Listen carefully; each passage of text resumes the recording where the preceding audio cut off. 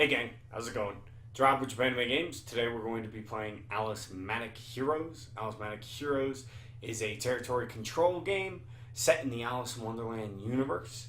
So basically what you're going to be doing is managing 5 segments of your economy and trying to take over Wonderland. I'll see you down below. Hey gang, how's it going? It's Rob. This is Alicematic. It is a territory control game. What you're going to want to do first is you're going to want to set up your play area. I've set it up for 3 players. If you look in the rule book, I think on the 4th or 5th page, it has rules for how to set it up for more than 3 players. You want to get your deck of Alices. You want to get your territory set up, your kingdoms rather, and you want to set them up in this order: red, blue, yellow, green, white. You want to get your start player token and give that to whoever the first player is. You want to get your yellow dream tokens, green resource tokens, red war tokens, and then bronze and silver victory point tokens. And you want to get your specific kingdom markers. So I've gotten my little Mad Hatter kingdom markers because I'm playing the Mad Hatter. Cheshire Cat has the Cheshire Cat tokens. And we're going to begin. I'm just going to be walking you through a couple of simulated turns. This game's actually really eloquent and simple, and so shouldn't take too long. Basically, every turn is split into excuse me. Every turn is split into 2 phases. Your card phase and your territory phase. In the card phase, you play 1 card. At the beginning of the game, I draw 5 cards. And now, as you can see, I have Adventurer Alice, Chinese Alice, Fighter Alice, Original Alice, and Deep One Alice. All those are up on the screen there for you. And if you see in the top left-hand corner, they have a cost. That cost is how much dream power it costs to summon them. And they have an effect. And that effect is called their Megalomania. And their Megalomania triggers when it says it triggers.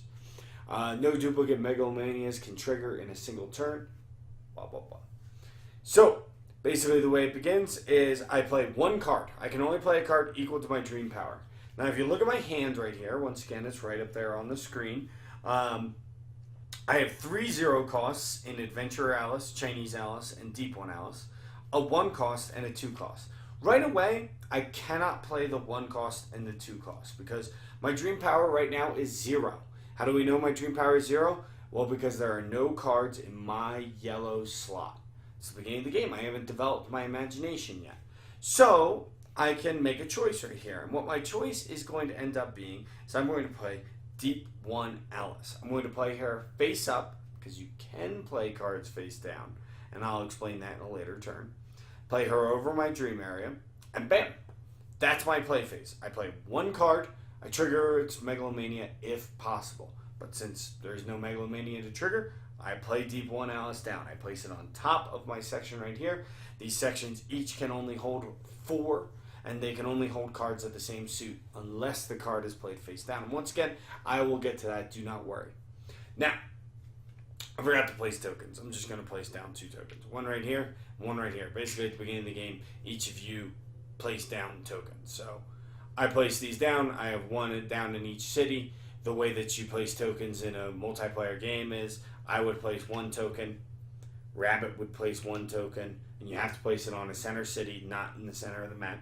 So an edge-touching tile in the center of the tile on the purple cities. Cheshire Cat would set 1 down, and Mad Hatter would set 1 down. Now, if you guys, or not Mad Hatter, Cheshire Cat, Rabbit, me. So we all went. Now, if you guys have played Catan, you'll be familiar with this. Now the Cheshire Cat places again. He's going to place in the city. Rabbit places again. He's going to place in the city. That's touching an edge tile. And then I would place again. So whoever the first player is, they place their last city last, their first city first. And it kind of loops back around.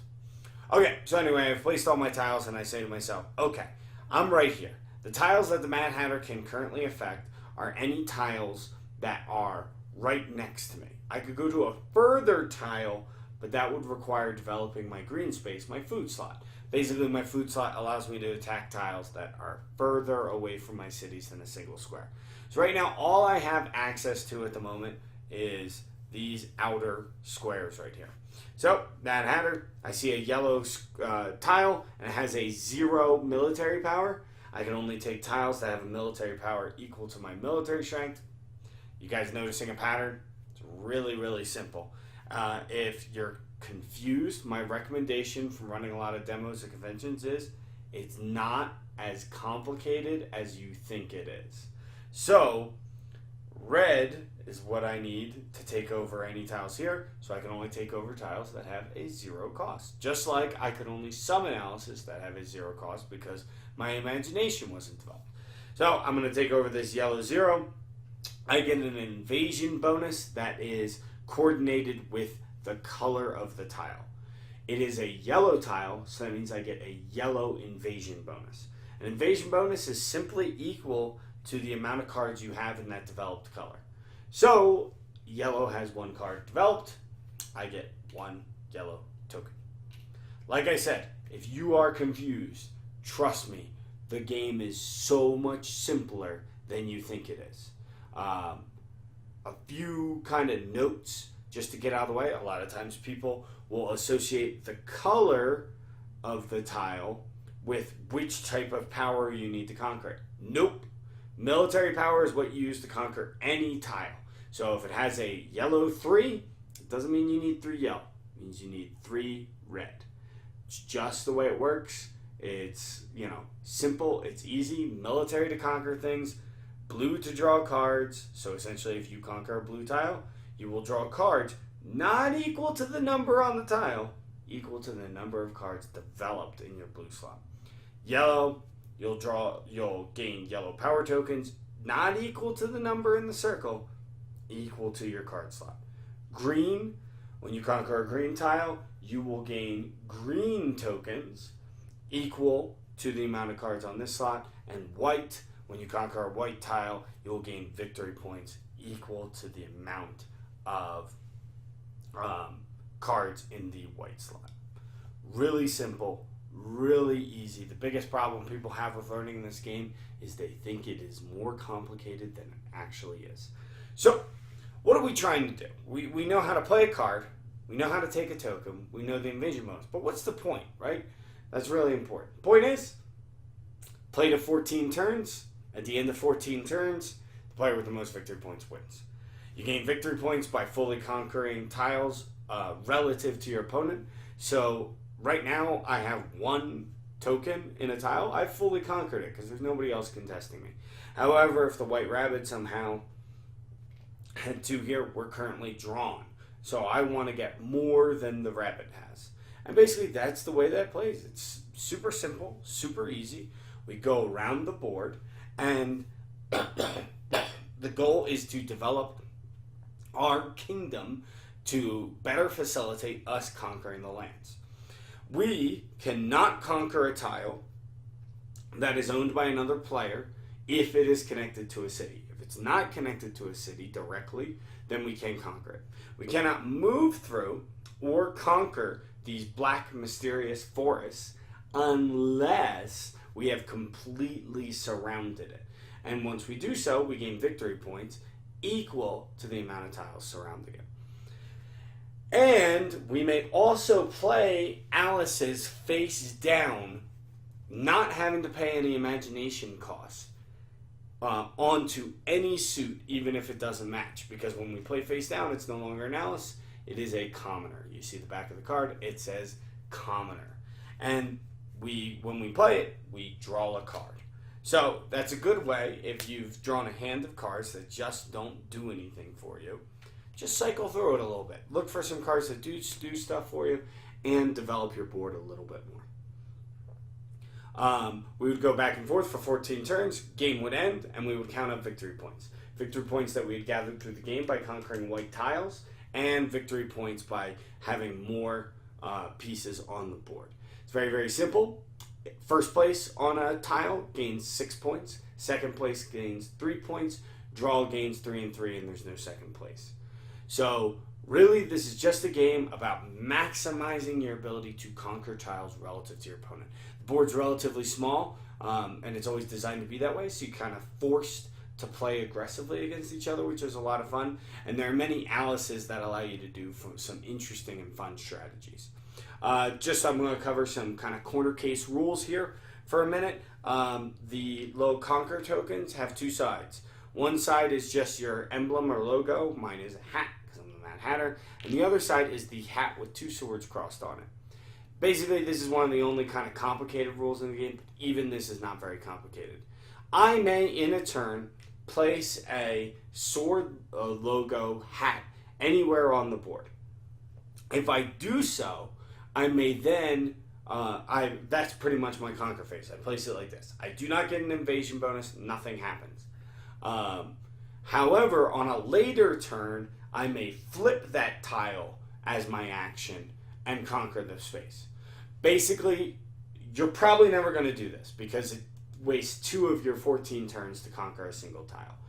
But it exists in the game to make it sure that so that no one can ever be boxed in either by clever opponent play or dumb play on your part. So you always have kind of a get out of jail free card so that you're at least doing something. Corner case number 2.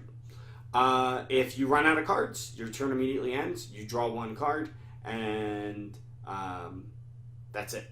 So it kind of sucks. Don't run out of cards, guys. Either do that by playing lots of commoners, but that's kind of inefficient because Alice's powers are really strong, or by developing your blue area. Think about it, guys. You only have 14 turns, so you can calculate it pretty easily. Lot of intricate strategy to a relatively simple game here. And corner case number 3. If you take over a territory that was already controlled, you gain an invasion bonus that is half. So if rounding down, by the way. And then corner case number 4, the little meeple symbols that are on the city shows how many players can take residence in that city. You can't kick a player off a city. You just all join in and hang out in the city. So that's corner case number 4. That covers all of the kind of weird kind of things. Other than that, guys, super simple. I'm going to go over one more time. Red is military. You take over a red area, gain military power tokens equal to red. Tokens act as temporary versions of cards on this slot. So, if I have 3 red power tokens on my red area and 1 card, I could conquer a territory of 4 or less. Blue, draw cards equal to the amount of cards on blue. Yellow, gain yellow power tokens equal to the amount of cards on your yellow slot. Yellow power tokens, just like the military tokens, act as temporary yellow cards. So if I have 3 yellow power tokens and 1 yellow card, I can summon a card of 4 or less. Remember when I said you can have only 4 cards on the slot? That's how you could, if you have yellow power tokens, that's how you can summon an Alice. Like say, Demon Lord Alice, you see it up there, who costs 8. Green, this is your logistics. It's how far you can move away from your cities. So if I have 1 card on green, I can move 1 space away from green. Pretty simple. And when I take over a green territory, boom, boom, boom. I gain green power tokens, which act as temporary green cards. All super simple stuff, all following the same logic. Super easy. And white, gain victory points equal to what you take over on white.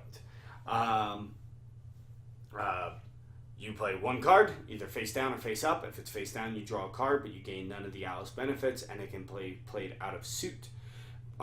Face up, you have to pay its imagination cost, which is your yellow kingdom slot. You can conquer 1 territory. The territory must be within your restrictions of your kingdom, so you must have enough military power, you must have enough food to reach it, etc., etc.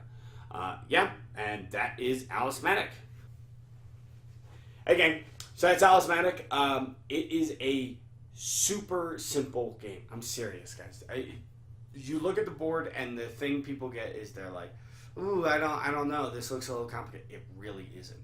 Just remember to kind of remove some assumptions. I think more veteran gamers get confused by this game because they make a lot of gameplay assumptions, which is normal. We all do that. We say, "Oh, this is a deck builder. I probably draw and I discard."